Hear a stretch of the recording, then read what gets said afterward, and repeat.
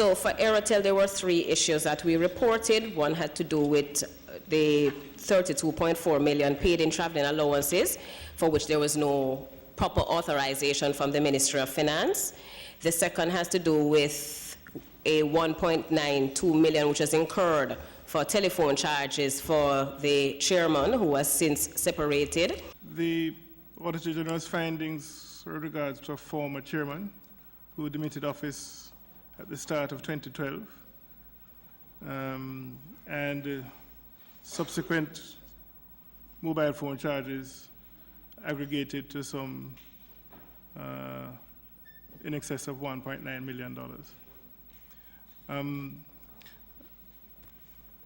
There was a confluence of events that occurred at the time, a changing of our mobile phone contract, the departure of the general manager, that led to a breakdown in controls, so that we did not appreciate that the phone was still in the hands of the previous chairman. There were some modest charges that we assumed to have been the charges of the new chairman. And then there were 4 months where the charges jumped up significantly due to international roaming. When we realized this, we immediately disconnected the service and pursued all possible efforts, including rigorous pursuits through the courts, to recover the funds. We obtained a judgment in default because the courts were not able to find the gentleman. And after spending quite a fair sum and expending over 2 years of effort, the subsequent board, which the current board has ratified, is that we would now be reaching the point of diminishing returns in trying to recover these funds, and that we would draw a line under the matter at this stage. Chairman. Chairman, I have listened to the general manager's explanation, and I have a little concern because he said there was a confluence of different things happening at the same time. And one was a change of service provider contract. And to my mind, this would suggest that you're changing from one provider to the next. So is it that the numbers were carried over to the next provider? Because to my view, we did not have that facility yet for one carrier to assume the number of another carrier. And secondly, he indicated that they thought at first it was the then current chairman's bills that were coming in, which leads me to believe that 2 persons were using the same phone. Because if it was assumed by the office that the bills that were coming in for the previous chairman's phone and those coming in for the new bill, and to assume that they were the bills of the current chairman, suggests that both parties were using the same phone, same number, which doesn't work. It doesn't make any sense. Thank you for that. And I find it equally strange, as reported by the AG, that the phone was used for 23 months after he left. 23 months after, almost 2 years, Chairman. And the officers, 3 levels of approval, which includes certifying and authorizing officers, senior accounting staff, and check signatories, director of finance and other. And I say that, Chairman, as having served in government, the day I demitted officer, I was demanded by the permanent secretary to leave the phone, my diplomatic passport, right, the keys for the vehicle unless I was purchasing it, and whatever else, the keys for the office on which I resided, and no notice right, before I left the building. No, I say that because this is my understanding of what usually happens in the system. And now to come to this committee and hear that explanation, it doesn't wash.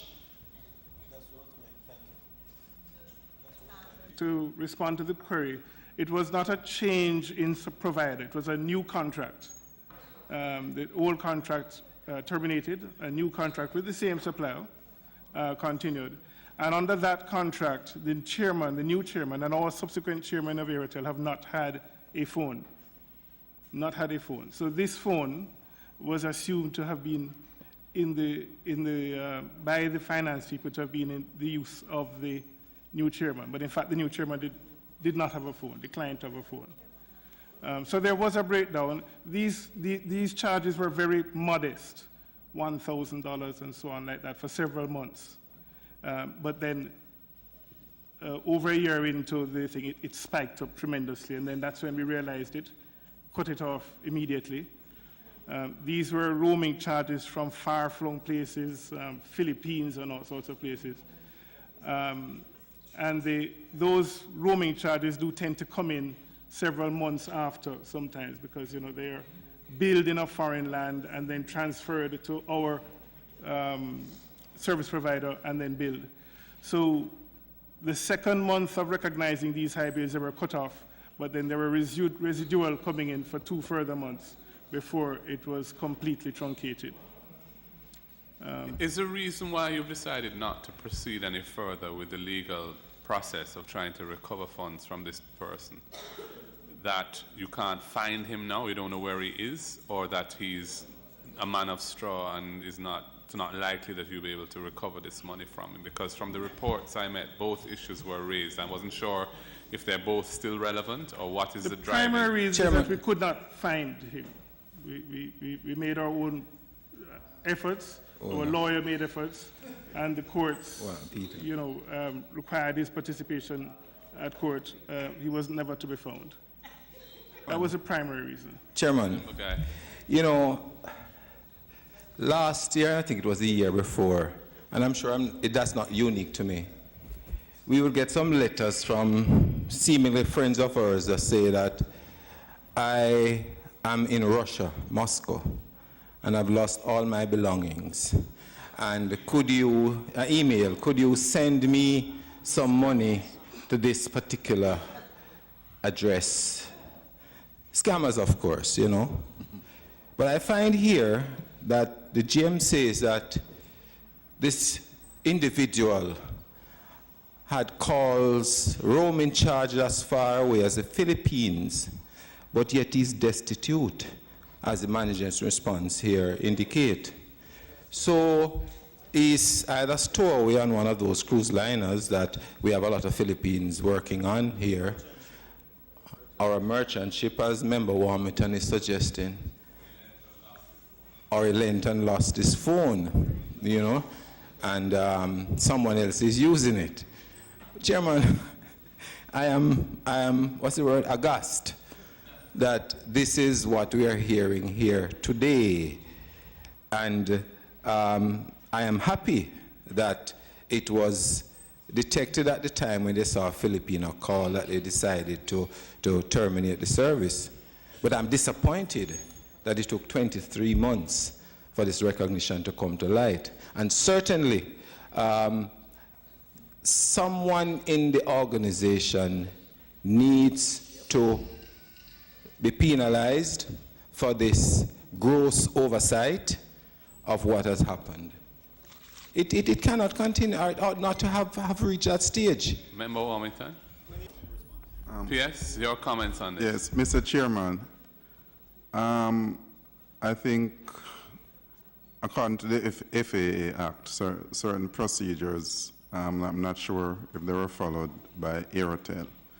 The person has a phone that belongs to the organization and that doesn't belong to him. Secondly, the person is incurring charges knowingly, and I wonder if the matter was not something that should have been reported to the police, and that whether that shouldn't have been the correct course of action rather than engaging legal and incurring, you know, significant legal expenses to try and chase down the person through the court. I'm not too sure. It's not very clear from Aerotel's response whether the matter was actually reported to the police and therefore get the state involved in the investigation and if required, any subsequent charges to be laid against this person.